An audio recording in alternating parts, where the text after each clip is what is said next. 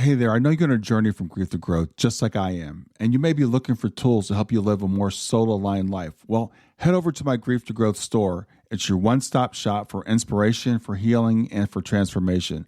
Inside there, you're going to find some free resources to help you get started. You'll find guided meditations to calm your mind and reconnect with your spirit. You'll find signed copies of my book, Gems of Healing. You'll find my brand new Oracle deck to help you tap into daily divine guidance.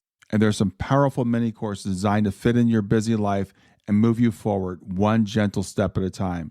So whether you're deep in grief, seeking spiritual growth, or just ready for a reset, there's something waiting for you right now.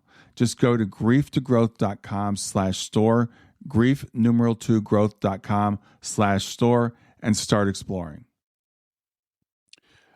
I have to be frank with you. When Rachel first reached out to me and told me she helps Christian widows with grief, I was a little apprehensive about having her on the podcast. I worried that the conversation might be filled with platitudes or with spiritual bypassing. But I got to tell you, what unfolded in our interview was the exact opposite. Rachel showed up with raw honesty, with deep insight, and a willingness to go into the darkest, most painful corners of grief, especially the ones we're often too afraid to talk about. We spent a lot of time talking about suicide, so this is a trigger warning. We spent a lot of time talking about suicide, both from the perspective of someone who has lost a loved one to it and someone who has personally stood on that edge. And when I asked her about suicide prevention, which is a topic that I've long struggled to wrap my head around, I got to say her answer caught me completely off guard. It was practical, it was surprising, and it was profoundly helpful. So this conversation isn't just about grief.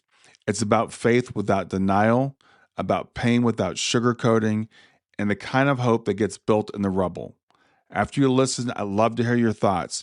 Go to my Substack at grieftogrowth.substack.com, find the article there, and let's keep this conversation going. Close your eyes and imagine.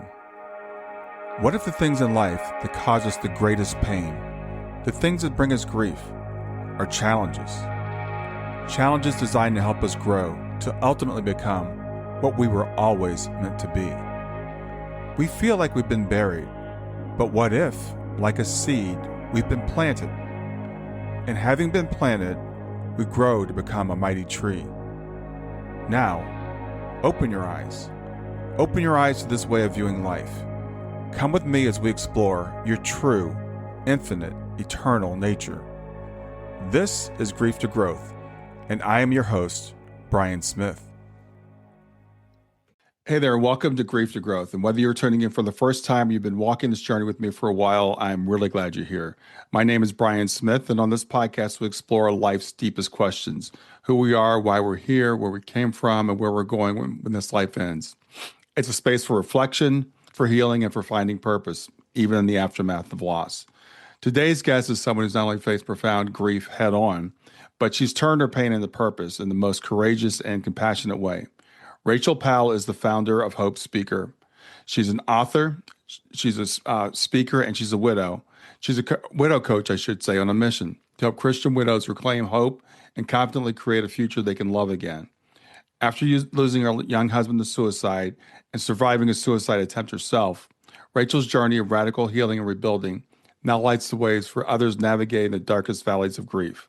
She speaks with unflinching honesty about the hard stuff, about loss, mental health, faith struggles, and the quiet desperation that many don't talk about. But above it all, she boldly shares hope. Her faith in Jesus is not just part of her message, it's the foundation of her mission. In today's episode, we're going to explore what grief looks like when you're a person of faith and how that can shape or even complicate the healing process. We'll talk about spiritual struggles, the anger, the silence, the doubt that can arise after loss. We'll ask what it means to find purpose again when life as you knew it has been shattered. We'll also go deeper into suicide, both as a tragic loss and as something many people quietly consider. How can we help someone who's feeling hopeless? What does faith say or not say about suicide? And how can we respond in a way that brings life, not shame? This is going to be a raw and redemptive conversation, one I believe will speak to the hearts of anyone who's ever loved deeply, lost deeply, or struggled to find the meaning in the middle of it all. And after the episode, I invite you to head over to www.substack.com, where I've written a companion article for this conversation. It's a great place to continue the dialogue, to leave a comment, to share your reflections, and to join the community that's forming there. So, with that, let's get into today's episode with Rachel Powell. Hi there. Happy to be with you, Brian. Thanks for having me. Hi, Rachel. It's really great to have you here. Great to meet you. First of all, I want to say I'm sorry about the loss of your husband. Tell me about him. Yeah, Andre was an incredible person. We actually met way back in high school youth group.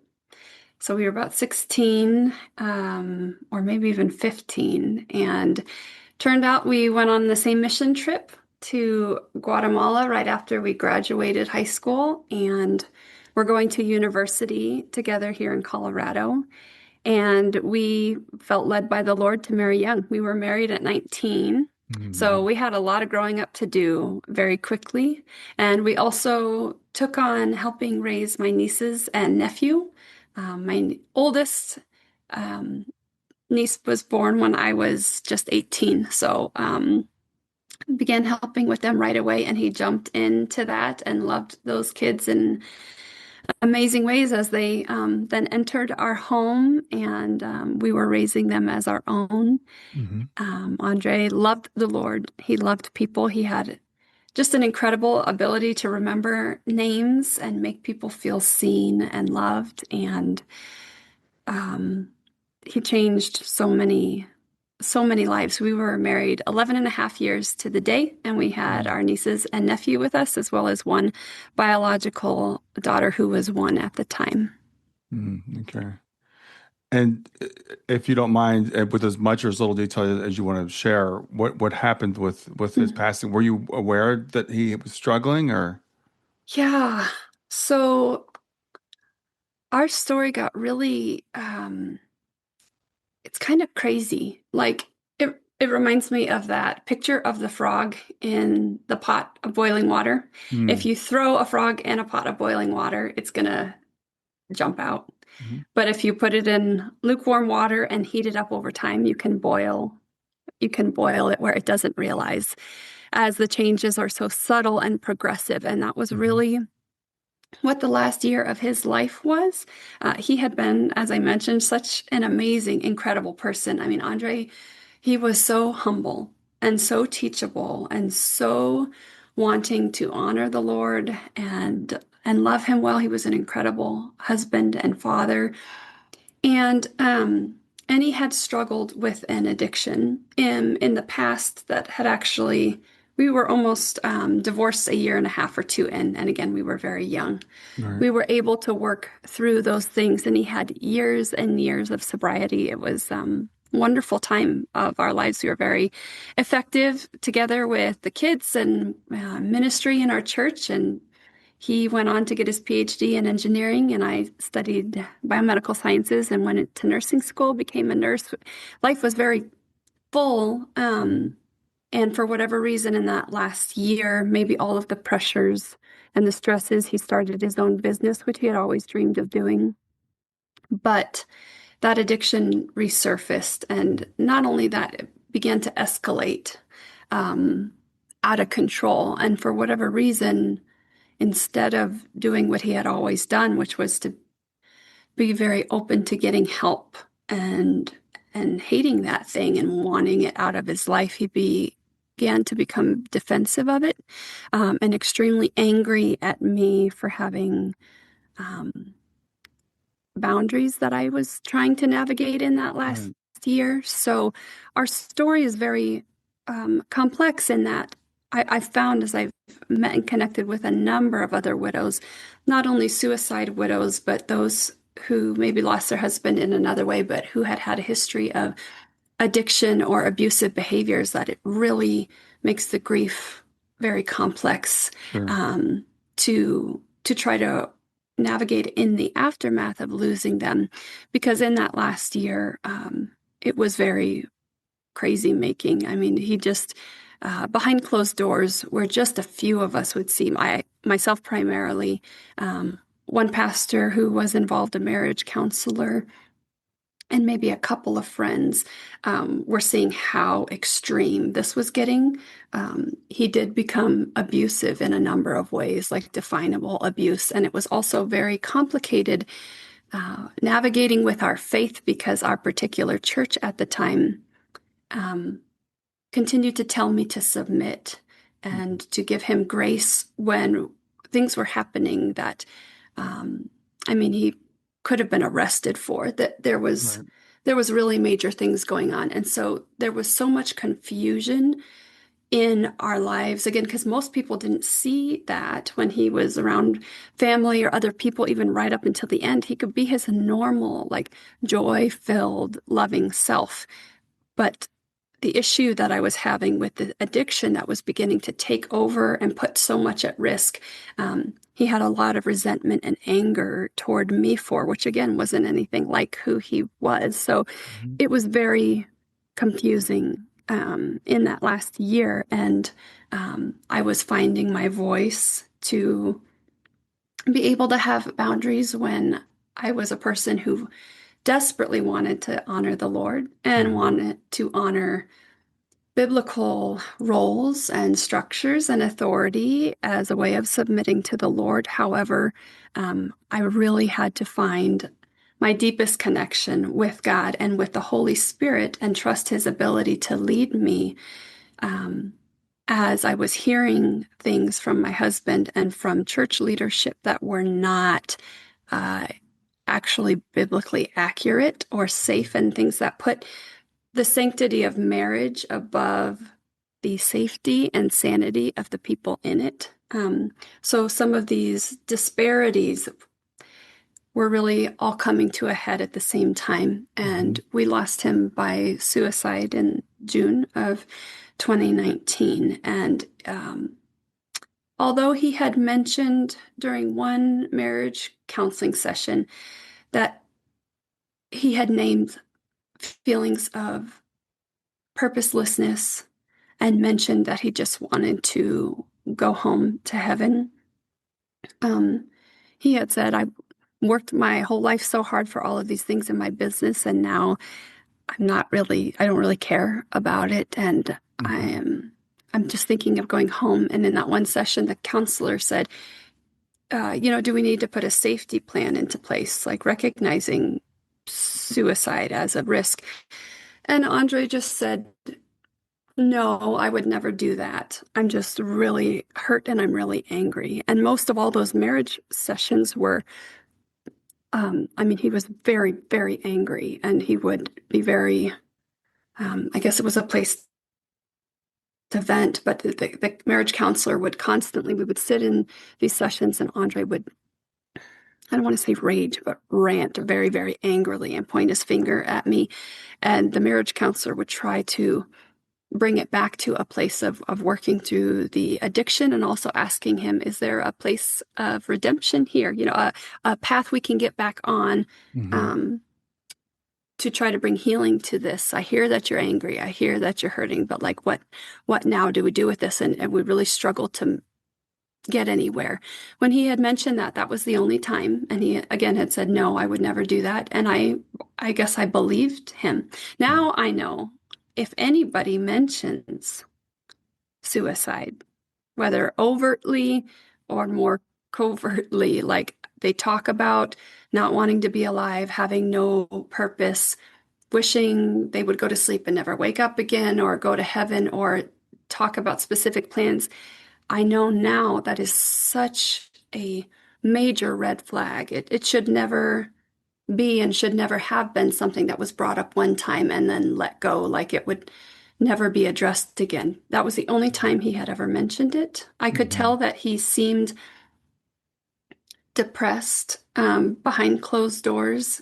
And I know now that depression in men can manifest as anger in a lot of cases. Sure. Um, but that was that. He mentioned that in March. And it was never brought up again. He never said anything like that again. And I truly believed he would just never do something like that. I hear that from so many suicide survivors. It's like I just truly, truly, deeply believed that that person would never, ever do something like that. And so when it happened, it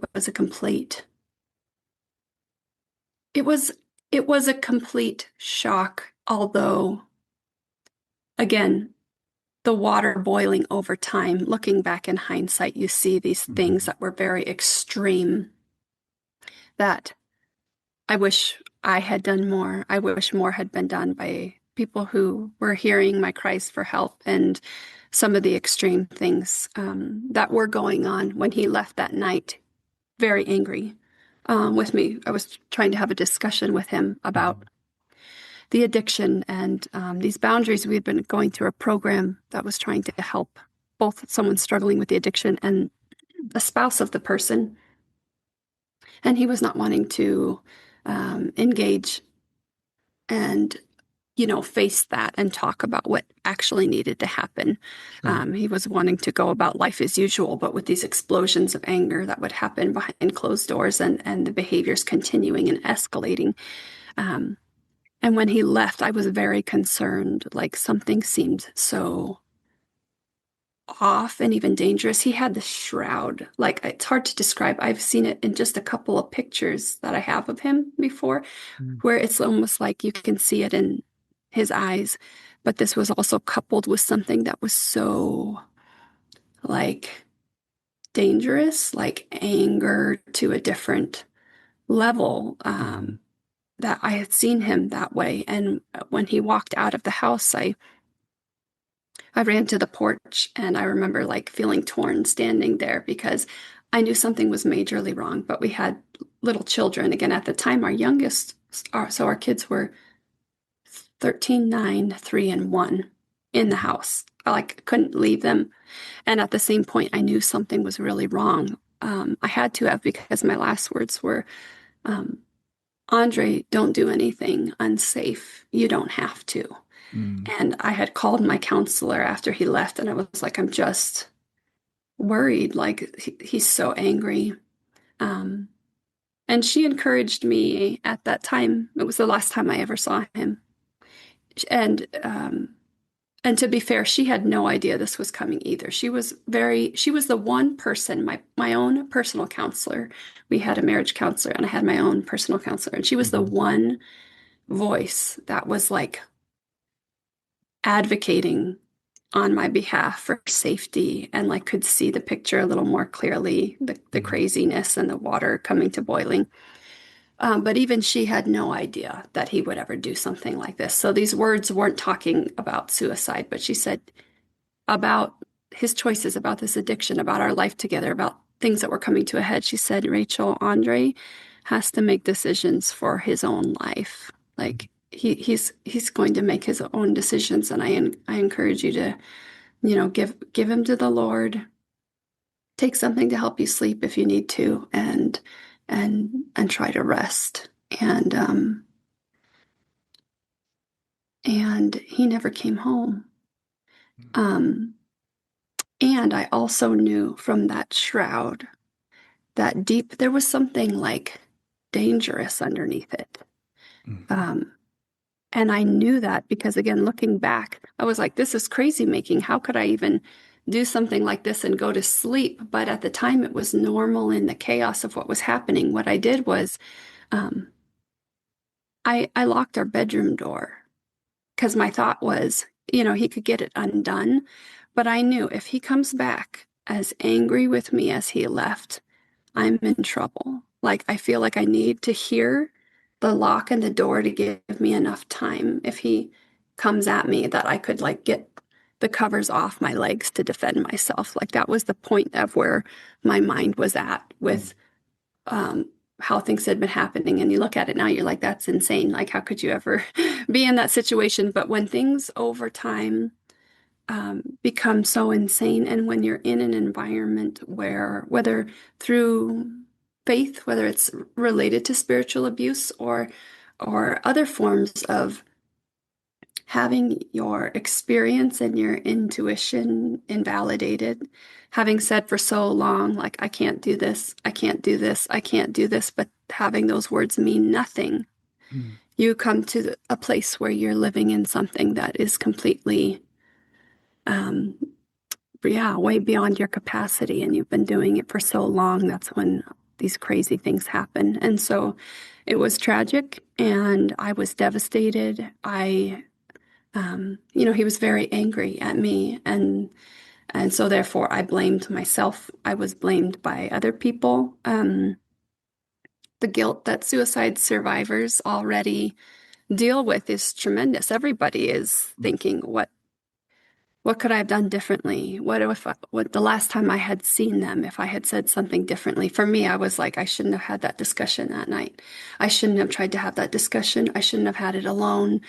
Um, the weight plus the anger, it's a whole different level of suicide loss. And when I've connected with other suicide widows who have had those dynamics, I have found that they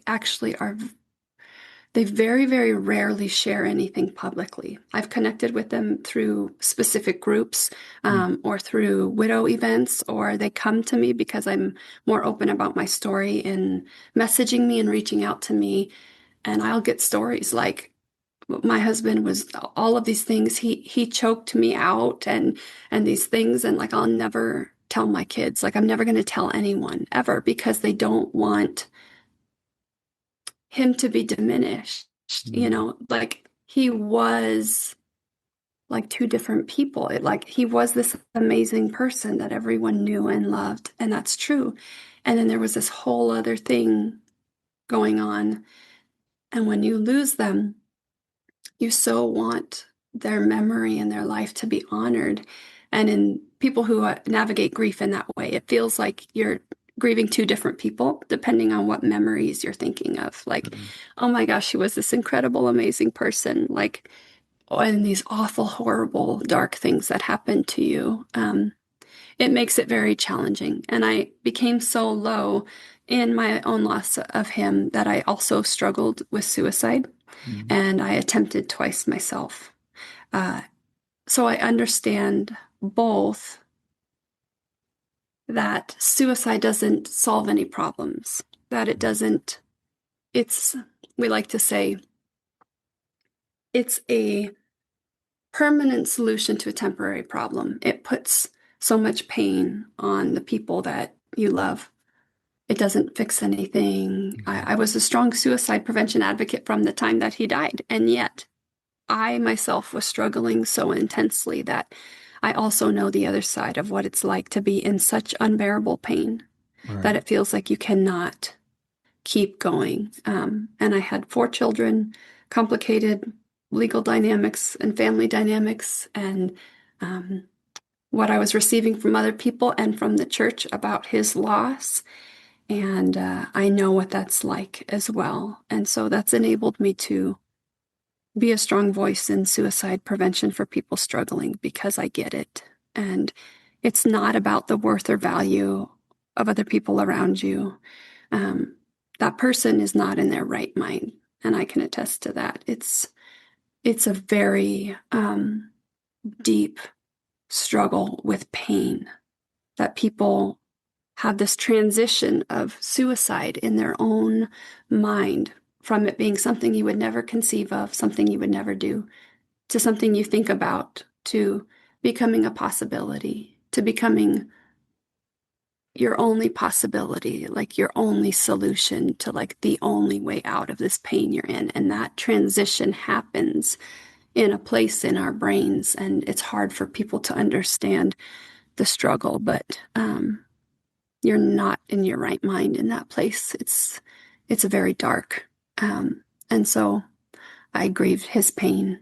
And I also grieve the pain of all that we were left with. And being a widow with 4 kids, and we went into the COVID pandemic. The whole world went in to themselves. I wasn't allowed to get more than I think a gallon of milk at a time.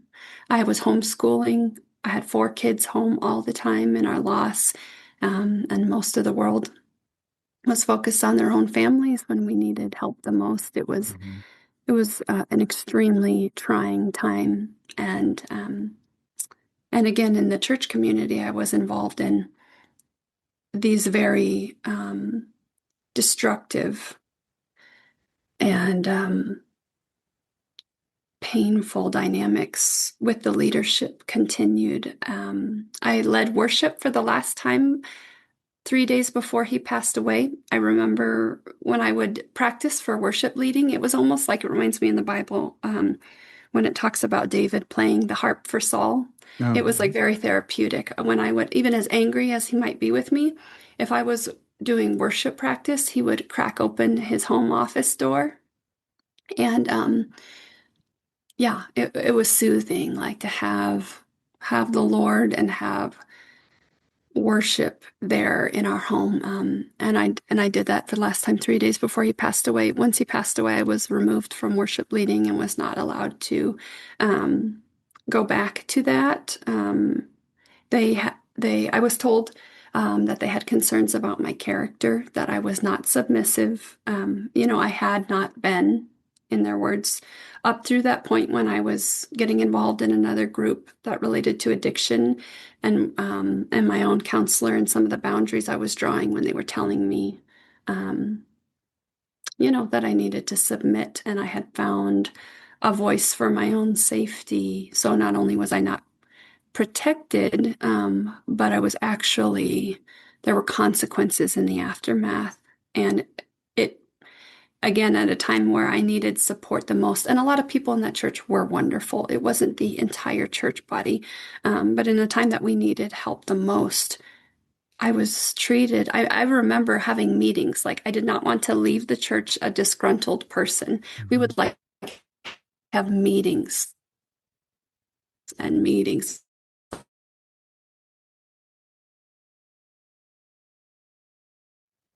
like with these pastors, like a wolf among the sheep.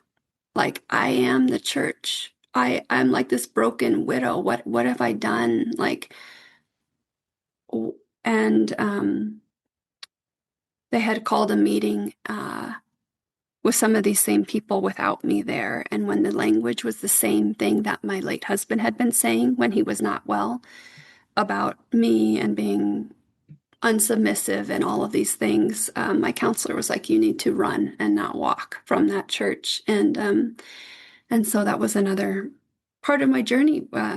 Suicide, widow, the pandemic. I was searching for a church home with my kids. I remember having all four of them, including my littlest, who had just turned 2, trying to keep a little mask on her face yeah. and manage all of them, and keeping masks on their face, like going to other churches, trying to find another church community, which was so deeply important to me, very, very important for me to find the right place. So there was a lot of challenges along the way, and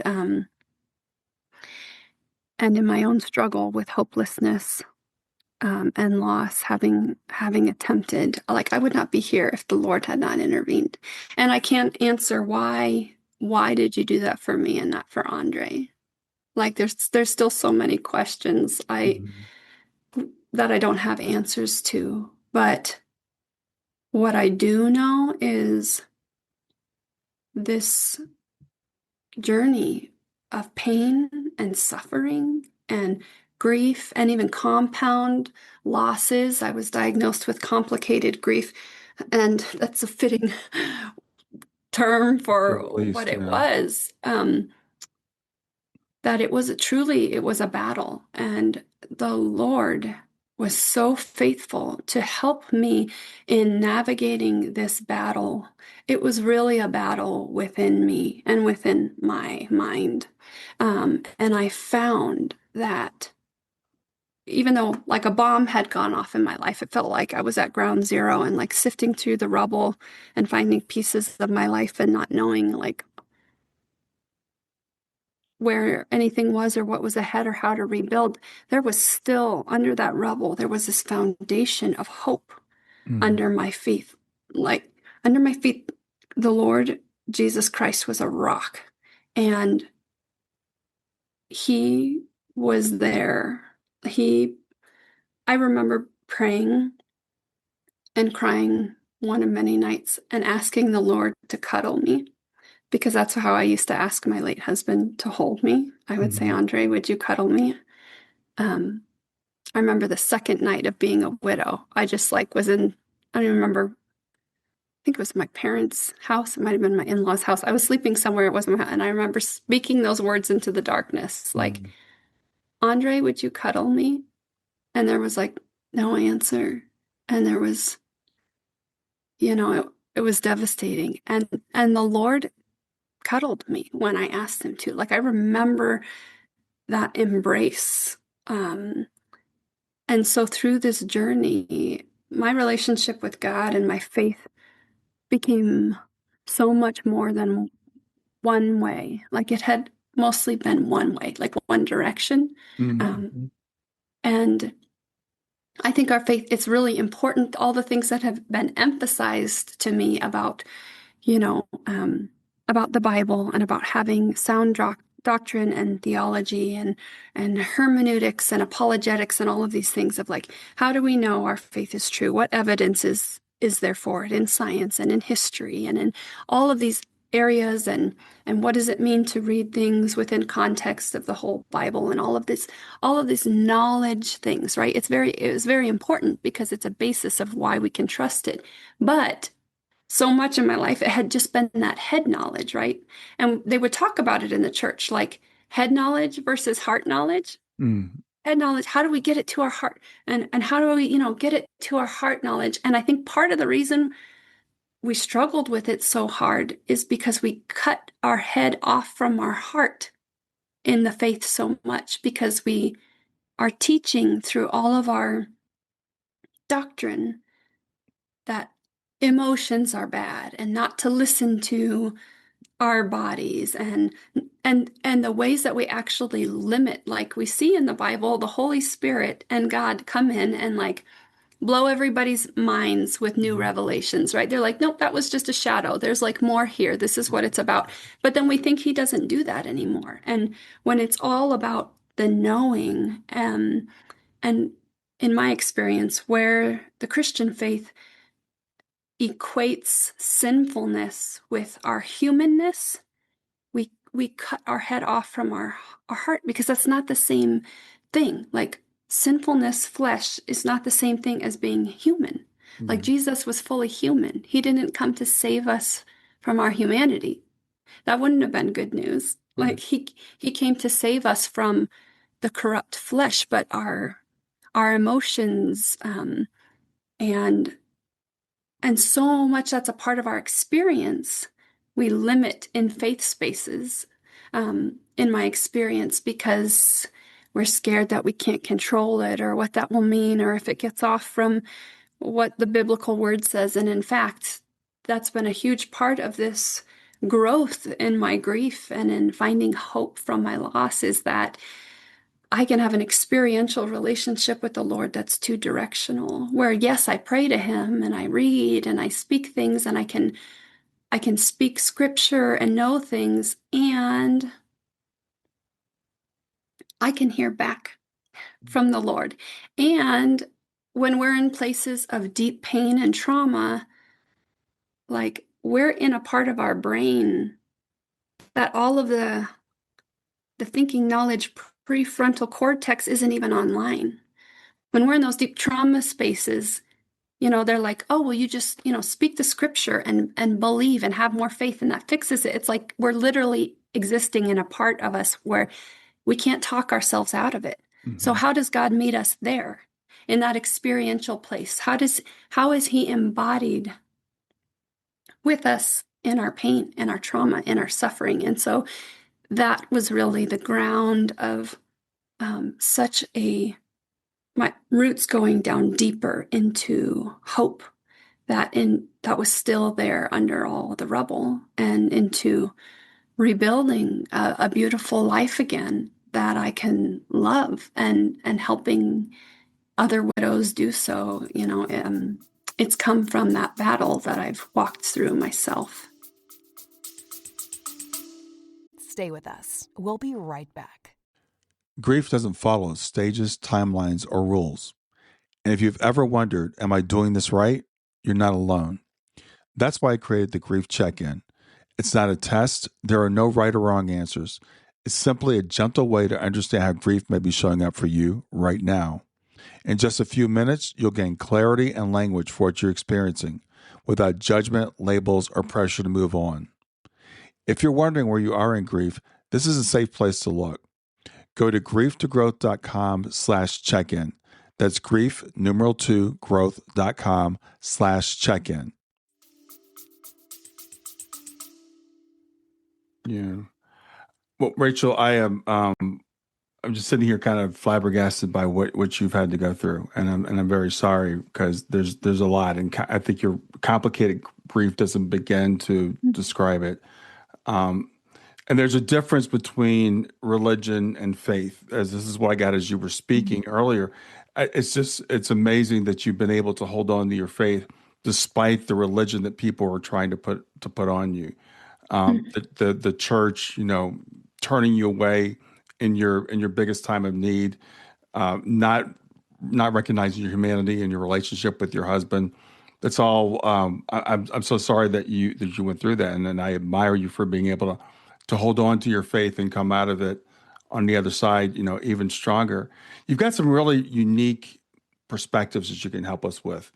And one of the things I wanted to talk to you about, and you've already spoken about it, but the idea that faith or religion can soothe our grief or it can actually make it more complicated. And could you speak a little bit more about that? Yeah. Well, one thing I want to mention too, just to answer what you had said, religion versus faith. Yeah, I agree. I believe that religion is a lie.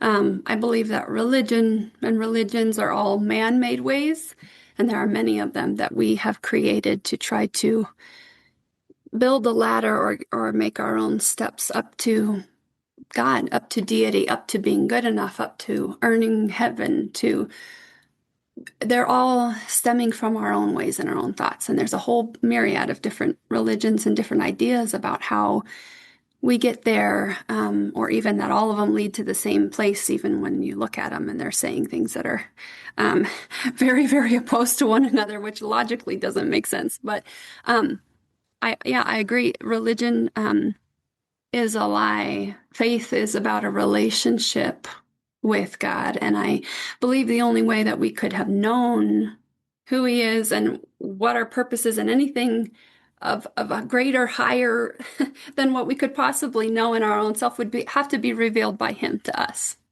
And I believe that He's done that in the person of Jesus Christ. And again, that being so much more relational than about following the rules, and making it about these things that we still make it about, like how good of a wife are you? Are you submitting enough? And all of these, and all of the ways that we do not empower male, female, everyone in the calling and mission and that power of the Lord in us, like our ability to hear from Him and to lead our lives forward. It just changes everything about our whole lives. It changes everything for widows.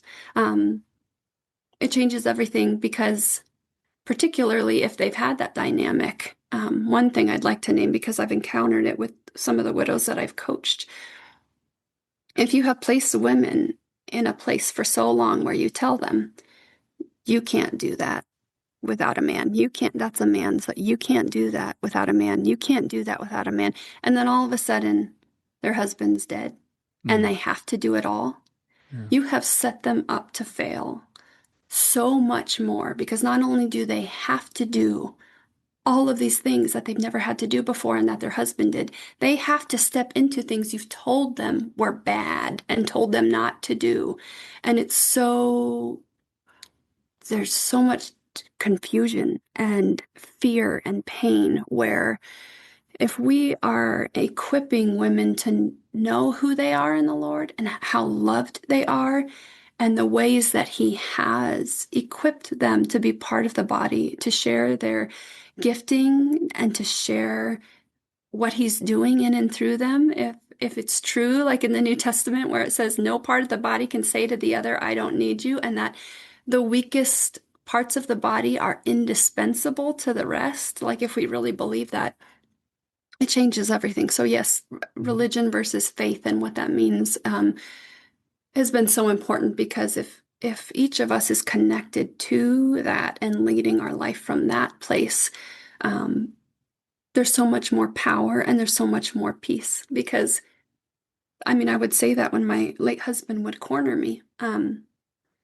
he would corner me with things and he would say, this is sin and you need to promise right now you will never do, this thing again. It was like having a boundary, like having and I was like, I had connected with that inside of me enough to be able to just say, even though I was scared, I didn't know what was happening, I would say, the Holy Spirit is not convicting me of sin. Like, I cannot tell you that I'm doing something wrong. So it's empowering, and it changes our ability to lead our life forward, even after suffering, grief, loss, what we have been through, that if we're tapping into and believing what he has to say about us and about our future, it helps us from getting stuck. And to answer the part about grief and how that can make it complicated. I mean, my story's a lot of that, but how it helps is because where I think in a lot of grief spaces, what I also see is this: people have been through so much pain and suffering, and they've lost hope in a lot of ways. And culturally, oftentimes our pain is invalidated, right, by other people who either push you forward or tell you, what their opinions are about what you should be doing, or they give platitudes, whether that's religious or otherwise. We're not very good at coming alongside and companioning people in an empathetic way in their grief.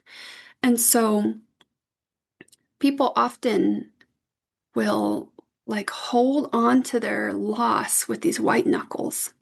And grief spaces can become a place of defensiveness and anger, even toward good things that are possible, like hope and forward movement. It's like, maybe for you, but there's not hope for me. Or you talk about the possibilities ahead and rebuilding, and it makes them angry because they're holding on to the loss. And so I believe our faith can help us to loosen that, and so that we can have both. It's so important. And again, in my coaching and in my Christian widow community, this is so important for me to have both. That empathetic, safe place to be real and raw and have grief companions who get it, and you don't have to be all cleaned up. You can be real honest. And there's a willingness, there's an openness to all of the goodness here that's still ahead. Like the Lord says, it says, I will be confident of this. I will see your goodness in the land of the living. It's not that we're just here biding time till we die and we get to be with them, or that, we're just suffering and enduring until we're dead. It's like there is goodness here ahead of us. Like we didn't die when they died. Like part of us did, but again, that can be something that we like wrap ourselves in the grave clothes with them before we've even died. And I love where Jesus said to Lazarus after he rose, we said, take the grave clothes off of him. And it's like, it's part of the message to widows too. It's like, take the grave clothes off. Like your story isn't over yet. And your reality today isn't your forever reality. And there's so much hope still ahead, but we have to be open to those possibilities, or we will never walk in them. We will never create them, because we will always be over here holding to just how bad it is and how, we are victims of this pain and suffering that's unjust, and we'll get stuck there. And so faith and the Holy Spirit can help lead us forward gently. He comforts us, says the Holy Spirit is a comforter, and he also gives us the power to walk forward with a hope and a love and a life that just seems like that this world can't understand, because it comes from God. That's what I want my life and my business, to be a testament to that. Like this can only happen through the Lord.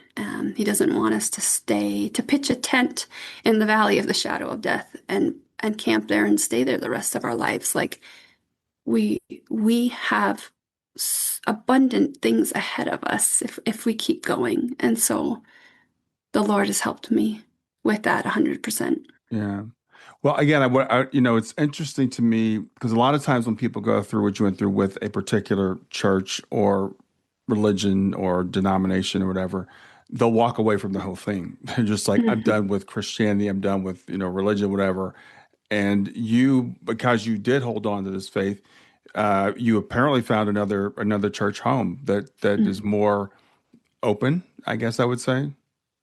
Yes. Yeah. I am so thankful for the church I'm a part of. I just want to say, as an encouragement to people who have suffered, church hurt is such like a band-aid term, in my opinion, but who have suffered church hurt, who have been spiritually abused, who have had trauma and pain and woundedness in communities of faith, that there are safe churches out there. Like, um, one little story that's a picture of this in my life. Hmm. I so when I became part of this community, um, in a matter of time, I didn't advertise anything. I didn't say through their own knowing of me and where I was at and whatnot. I was approached and asked if I could lead worship over there, Hmm. and I was just like, don't you want to hear? I don't know, every dark thing that I've ever done. Like, how do you know that I'm like worthy or, it was a completely different kind of environment in a relational way of love and grace that I hadn't experienced. I'm not saying there aren't, you know, characteristics that qualify leaders, and I'm not saying that we shouldn't be excellent and skilled at the things that we do, but there was not the same, like, that wasn't just a filter at my other church home. It was like everything, Hmm. and my pastor himself has repeatedly, I've just had these experiences where I have been relationally wounded. I have experienced relational healing, like sitting with him, Hmm. and like when I was nervous about starting to share my story more openly, for the first few years, I did not talk about the bad things that had happened either, in the Sure. church or with my husband or anything. And I was, as the Lord was giving me this call to reach other people who were struggling with these things by being open and honest with my story, I was really nervous about that. And he like was so encouraging to me. I mean, he spoke words of life. He said, you've been part of our community. This is what I see in you and your character, and like our church is behind you. And I was like, what? Like, Hmm. what? I remember even something silly, like my friend who was helping with a website. She's like, what are some places you've done, like in the earliest versions of it, speaking and blah. I was like, oh, my church, She's like, oh, okay, so ask your, church if you can have their logo, whatever. And I was like, oh no. Like, I remember writing this email to the pastor and being like, uh, can I use the church logo on my website? And inside, I was hearing the voices of all of this church leadership that was always, it was like I always had a bad motivation or something. Like, Hmm. I was like, what if he thinks like I'm trying to, I'm trying to blur the lines between church and business? Like, what if he thinks I'm trying to take advantage of the church because I'm going to put it on my website? What if he thinks I'm trying to make it all about me and Hmm. I'm using or abusing? And I was like genuine fear about it because for so long I'd been under people who constantly questioned. I mean, in the aftermath of things with my husband, when I was like trying to figure out what was going on, I was told I was using the God card and I was trying to get on stage to be in front of people Oh as my. like a devastated widow. And I was like, oh my gosh, like those are the thoughts that are going through my head when I'm writing this other pastor. It's like assuming all of them are thinking the worst about you because that's what I had experienced. And Yeah. so I was afraid to ask him about the logo. And like I sent that email and he got back like in a few hours and it was like a sentence. He was like, oh yeah, like we're Hmm. behind you. Blessings. Like I was like, that's it. Yeah. that's it. Like, those experiences, it seems so small, but when you're in a safe and healing community, it's profound. So Yeah. I am thankful that through what I went through, without invalidating other people's experience, because I know people who have experienced spiritual abuse and been deeply, deeply wounded, don't appreciate the other platitudes like, God wasn't the one who hurt you, so go back to church. Like, I don't want to come across in that way. What I recognize is that through my story, again, my actual connection with God, that wasn't about the structure of the church, Yeah. was what got me through that, was Yeah. what he gave me the voice and held me and led me to a safe place and enabled me to lead my life as a widow, my family without a husband, my future without a husband. And it was through God himself that I found the help and the support and the confidence to be part of another church body. Like leaving that church didn't disconnect me from God because my relationship with God is always there. However, I believe that Christ loves his bride and that I'm to be part of and love a community and truly to not only be a blessing to others there, but have been so blessed. I mean, me and my family, we're able to be there for one another in really hard times when you can find a safe place. And it's not a perfect church. There's no Mhm. such thing as that. Um, but I am so thankful, yes, that he led me and guided me to another community. So there are safe people and places out there, and it is so worth being connected, even though being connected in relationships allows us to be wounded. I believe life is all about relationships, Mhm. and God loves his people and continues to grow all of us. And that pastor, my current pastor, is the one that married my new husband and I. We married a couple years ago, and Mhm. I've been part of that community. He's baptized one of our kids. My stepdaughter moved here with him from another state and decided on her own she wanted to do that. There's even through the hard things and the struggles, there's these beautiful moments of faith and life that are happening there when I have engaged in that battle to not quit and to not give up. And in fact, it makes me think of this reminder. I have a tattoo on my forearm. It Mhm. says, fight the good fight, finish the race, keep the faith. And it's Mhm. from 2 Timothy 4:7. And it's actually in my late husband's handwriting. It was from a letter he had written me Oh, in wow. the past. And I needed that in front of me. And I'm still have it in front of me that this life isn't, unfortunately, sitting in pool flotation devices with a nice drink in hand going down a lazy river. Like we're in a battle here, and it can be shocking when you or someone you love takes a hit from the enemy, or when life is ended. It feels like too soon. But through this journey, recognizing like the Lord still going before me and leading me, Mhm. and me going forward with my kids. And I am committed to staying and to fighting the good fight and finishing the race and keeping the faith and bringing him glory because he's been so faithful and so good to me. Yeah. So I want to ask you, because I know you work in suicide prevention, and I'll be really frank with you. I have mixed feelings about the term suicide prevention because it kind of implies that we can stop other people from doing what they're going to do. But I also believe that we need to do as much as we can. And you've got a very unique perspective in that you saw Andre go through what he went through and complete suicide, and you did what you could do, and then yourself, and you know what it's like to be at that point. So talk about that. I don't know, that tension, I guess, between People are going to do what they can do, what they're going to do, and we need to do as much as we can do to keep them here.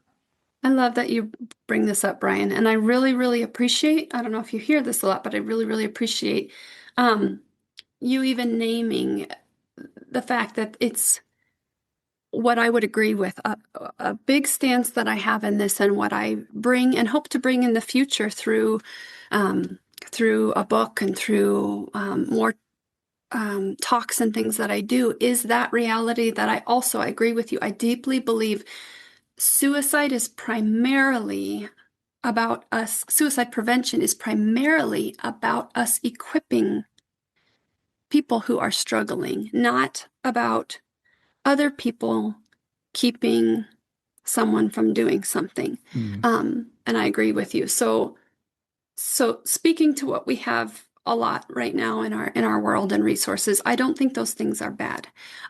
It makes a world of difference, absolutely. If someone can be there for you in your time of need, I mean, it can change everything. It can save lives. But a lot of our suicide prevention work right now is like, be nicer to each other, right? Like, you don't know if someone's struggling, so be kinder. That's suicide prevention. And if you see someone struggling, like, we have ways of responding to that. And I'm all for that. Let me be clear. I really support training like Safe Talk, QPR, if you're familiar with question, persuade, refer.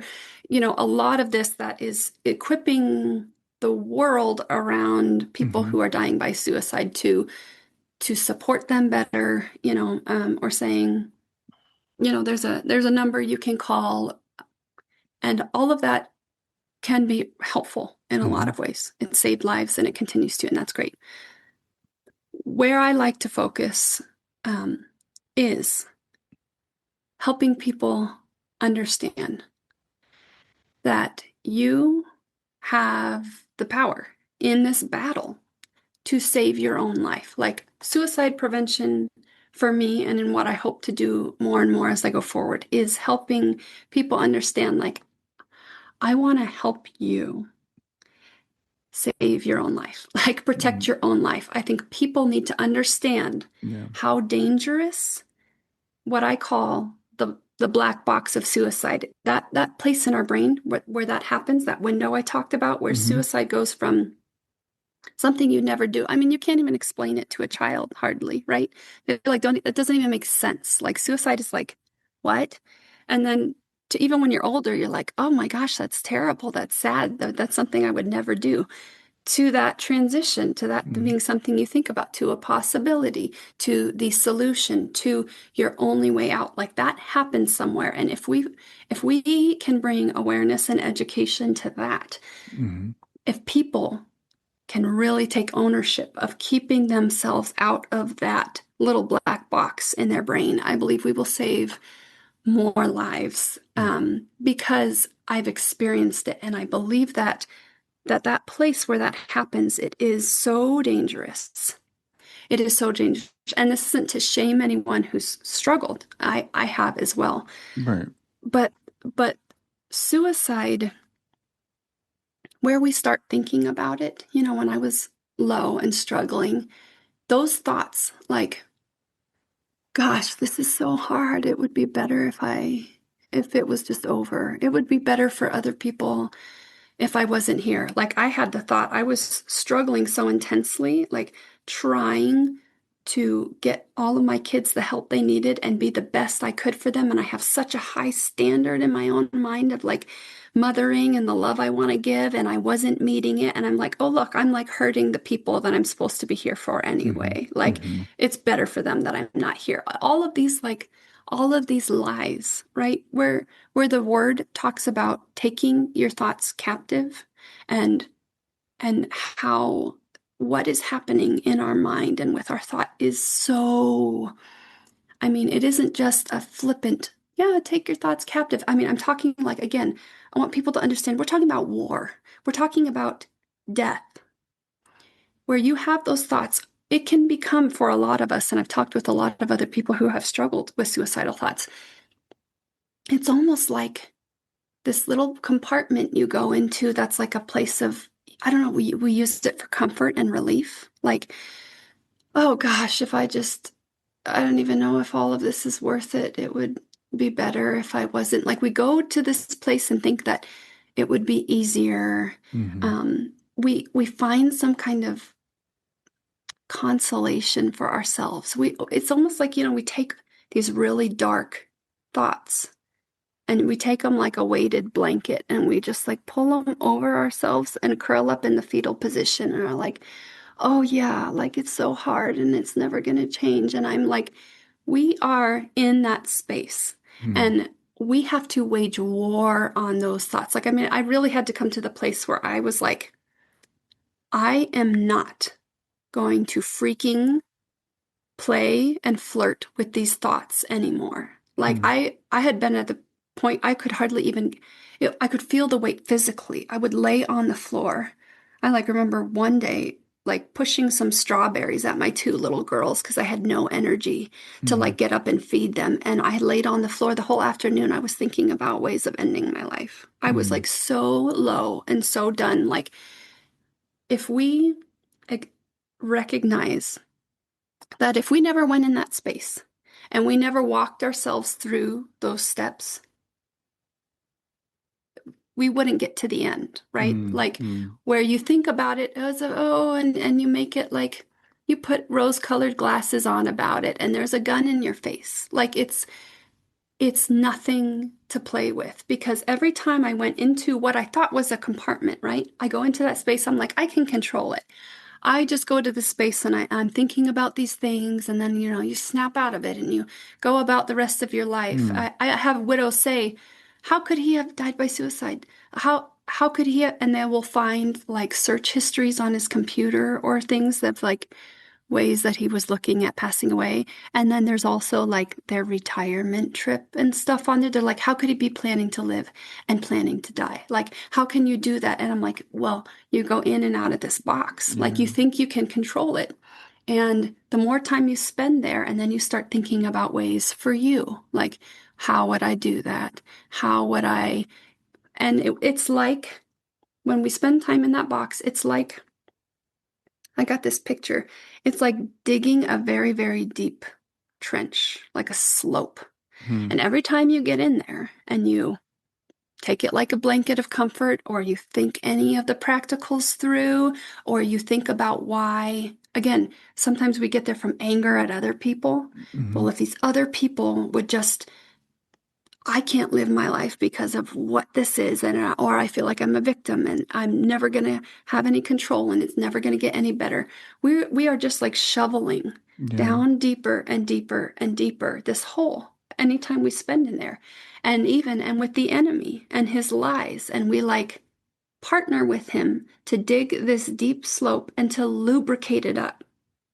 And then when you are triggered, or you are so low that you enter this like actively suicidal phase, which research has shown it's typically only minutes to hours long. Someday that really active suicidal phase could go longer than a day into multiple, but usually it's a pretty short window. Like, you've been suicidal in the way you've spent time in that box, but when someone is like going to act, that's a relatively short window. And guess what? When you go into that box and you slide down that really steep, slippery, lubricated slope, it got that way because of all the time that we had spent there before.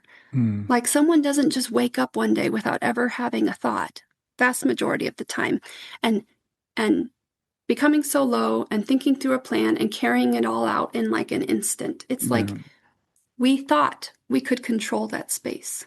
We thought it was an isolated black box of suicide. But our brains and our bodies, we are integrated beings, and that will seep through to everything, and it's not controllable. You can't control it except to take those thoughts captive as much as possible and getting help with where we have dug and paved and lubricated of of coming to new spaces and fighting it. Like I remember it was such a battle. I took it so seriously that when I heard thoughts and lies or had them, or I would like rebuke the enemy. I'm not like a cursing person. I would be like, shut the up, Satan. Like, I am not going there. I'm not going there. And really letting other people in that can help, like having the light of some safe people who know. But our personal battle, if we can understand that we can prevent our own suicide, I think that would change so much, because it's so dangerous to play with. And when you get in that space, again, speaking from experience, and you're in that active, like, I'm acting on it now, you are not in your right mind. You are not in your right mind at all. I remember distinctly, like, thinking of my husband, where he was and where he walked to and what he did.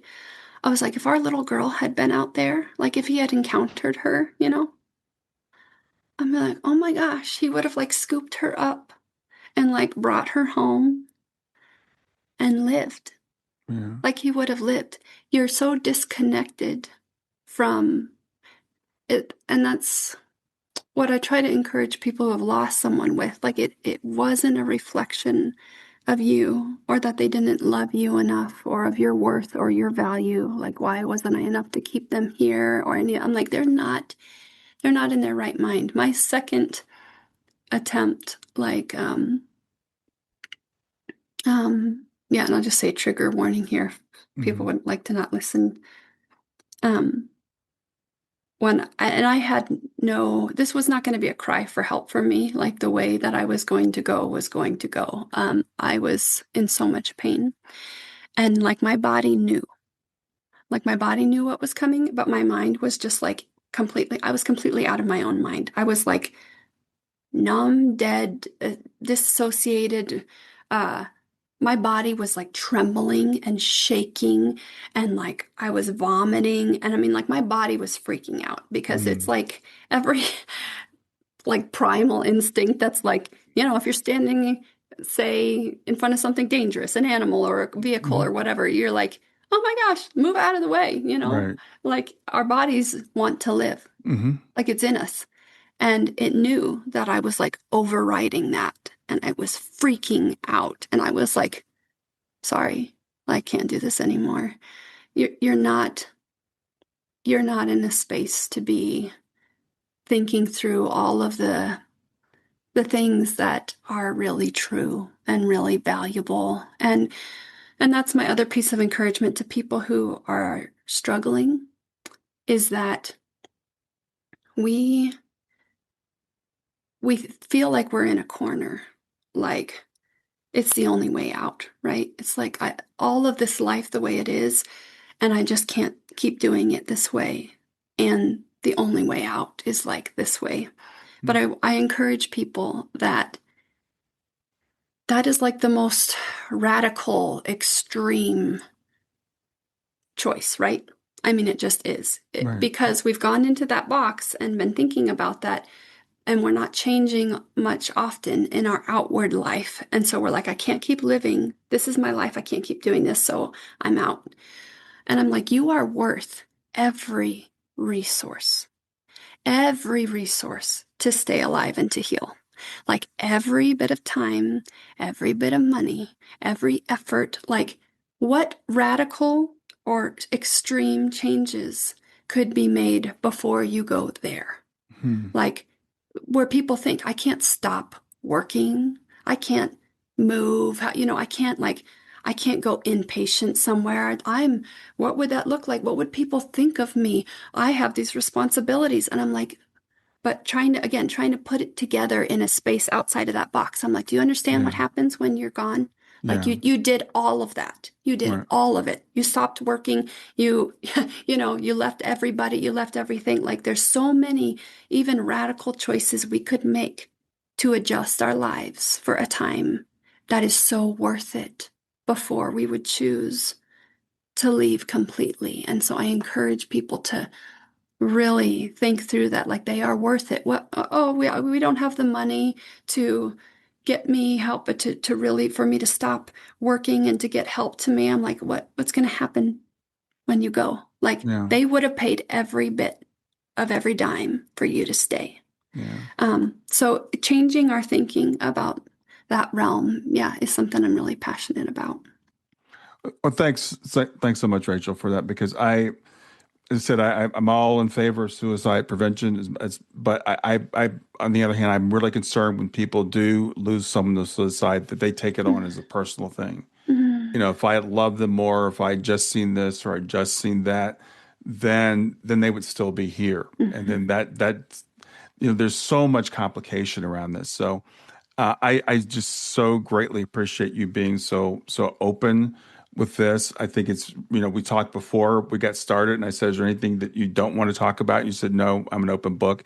I appreciate that. I think that's very necessary because we allow ourselves to suffer in silence. People have shame on both sides, whether they've been a suicide attempt or they've lost someone to suicide. So, and I got to tell you, the best description I've ever heard of what it's like to be in that mind state, because we look at people that do that and we heap more shame on them. They were weak, or they were selfish, or they were, whatever. And it's not true. It's more lies. As you said, we need to come at this with the truth. Mm-hmm. Yeah, it makes all the difference. It makes all the difference in the world. And there's so much hope. There is so much hope. And if we can get that more deeply, it can really change so much, because hope and hopelessness are not just these intangible, floaty ideas out there. They're very tangible. Hopelessness kills people, and Yes. hope changes people's lives. And that's why I'm all about it. Yeah. Yeah, I always say the one thing that we absolutely need more than anything else is hope. When we lose hope, then we're done. As long as we have hope that things can get better, that things will get better, then we can endure pretty much anything. So it's keep that hope. And again, you're such a great example of that. So thank you. We're coming to the end of our time. Could you tell people? I know that you work with women, so tell people how they can reach you and what services you offer. Yeah.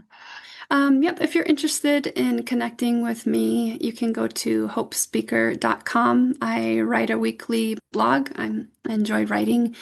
And I also met Hope Speaker on Instagram, and either Hope Speaker or Rachel Powell on Facebook. And yes, what I am primarily focused on doing is serving my Christian widow sisters. So I do one-to-one coaching. And I also have a newly launched Christian widow community where we can be together, and it's not an intangible Facebook group. It's where I can still pour into a community and reach more women at a time. Mm-hmm. And so you can find out more about those things at hopespeaker.com.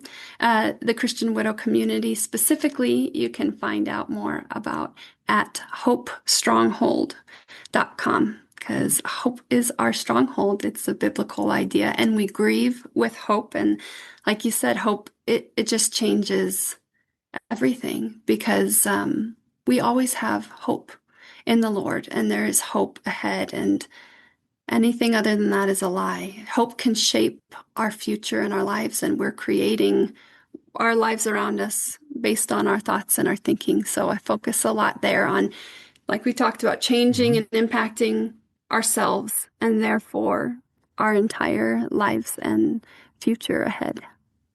Awesome. Well, Rachel, thanks for being here today. Have a great rest of your day. Thank you. You too, Brian.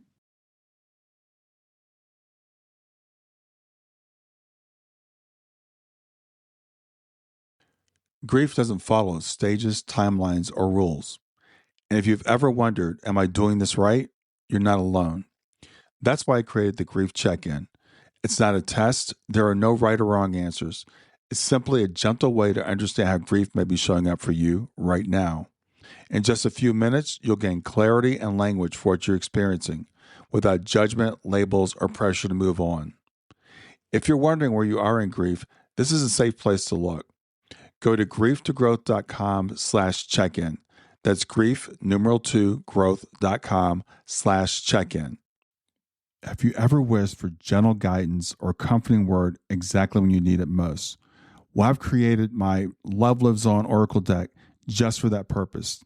Now, this isn't a deck that's about predictions, it's about connection. Every card has been thoughtfully designed to guide you through life's toughest moments, to illuminate your path and help to remind you that you're never alone, that your loved ones are always there right beside you. So whether you're seeking clarity, comfort, or a loving message from beyond, each card is here to speak directly to your soul. And along with the deck comes a downloadable PDF guide that you can use that will give you an affirmation for the day, something to reflect on, and even an activity to do to keep you connected to your loved one.